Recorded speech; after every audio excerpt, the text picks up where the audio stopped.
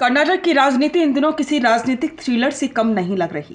कांग्रेस सरकार के भीतर चल रहा तनाव सिर्फ वर्तमान का संकट नहीं है, ये कांग्रेस पार्टी के लंबे इतिहास की एक ऐसी कहानी है जहां नेतृत्व हमेशा बुजुर्गों के पलड़े में झुकता रहा है और युवा नेताओं को पेशेंस का मंत्र थमा दिया जाता है। लेकिन सवाल यह है कि 2025 में भी वही कहानी दोहराई जाएगी। कांग्रेस पार्टी के भीतर जब भी दो नेताओं के बीच शक्ति संघर्ष हुआ है, हाईकमान ने आमतौर पर वरिष्ठ नेता को तरजीह दी। ज्योतिरादित्य सिंधिया, जिन्होंने 2020 में नाराज होकर कांग्रेस छोड़ी और बीजेपी में शामिल हो गए। सचिन पायलट, जिन्होंने राजस्थान में 2020 का बड़ा विद्रोह किया लेकिन अंत में पार्टी में ही रह गए और आज भी इंतजार में हैं। दोनों नेताओं में एक बात कॉमन थी, वादे, उम्मीदें और फिर निराशा। कांग्रेस हाईकमान के आश्वासन, फिर वही पुरानी आंतरिक राजनीति और अंत में युवा नेता को पीछे हटना पड़ा। अब वही पटरी पर खड़ी है डीके शिव कुमार की ट्रेन।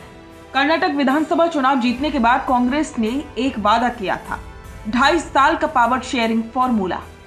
सिद्धारमैया को पहले 2.5 साल, डीके शिव कुमार को अगले 2.5 साल। सिद्धारमैया ने अपना कार्यकाल पूरा कर लिया।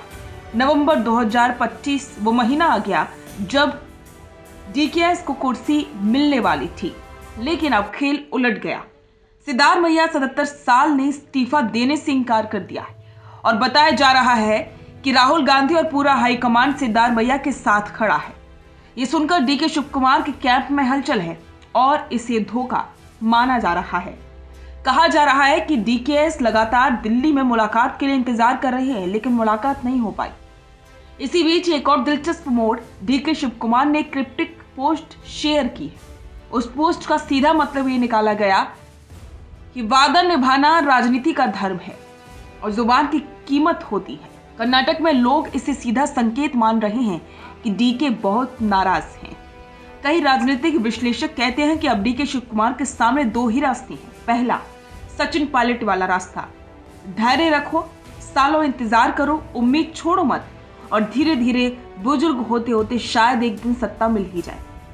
या फिर सिंधिया वाला रास्ता, समर्थकों को साथ लेकर बगावत करो, सरकार गिराओ और एक नई राजनीतिक कहानी लिखो। और सच कहें तो डीकेएस की शक्ति, प्रभाव और कर्नाटक में पकड़ उन्हें सिंधिया से कई गुना मजबूत बनाती है। दिल्ली में इस वक्त डीके शिव कुमार के समर्थकों का जमावड़ा लगा हुआ है। माहौल इतना तनावपूर्ण है कि पार्टी में फूट का खतरा साफ दिख रहा है।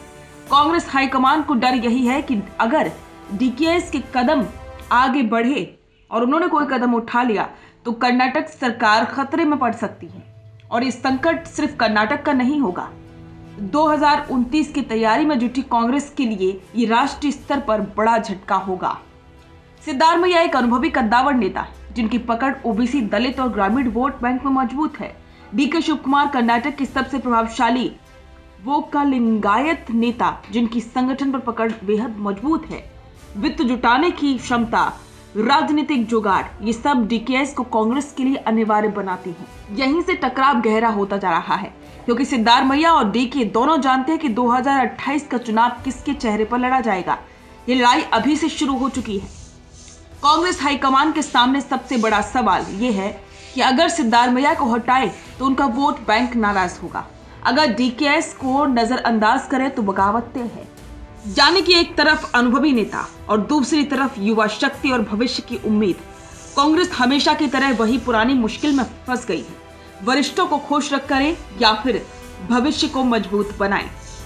कांग्रेस के भीतर हर कोई जानता है कि डीके शिव कुमार कोई कमजोर खिलाड़ी नहीं है।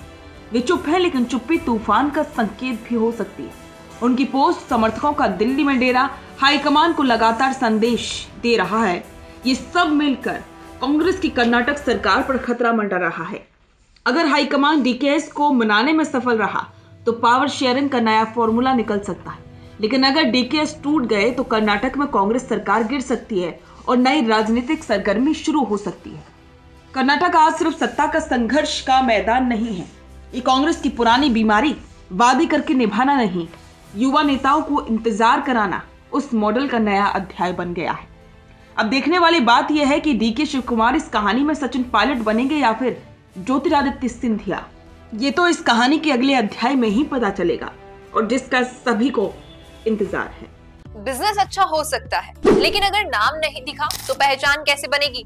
अब टेंशन छोड़िए, द फैक्ट इंडिया आपके बिजनेस को देगा वो पहचान जो पूरे राजस्थान में हर किसी तक पहुंचे। न्यूज चैनल पर विज्ञापन, पॉडकास्ट और प्रमोशन के जरिए आप सीधे 5 लाख सब्सक्राइबर और 10 करोड़ से ज्यादा व्यूज तक अपनी पहुंच बना सकते हैं। तो देर किस बात की, आज ही द फैक्ट इंडिया से जुड़िए और अपने बिजनेस को बनाइए हर घर का नाम।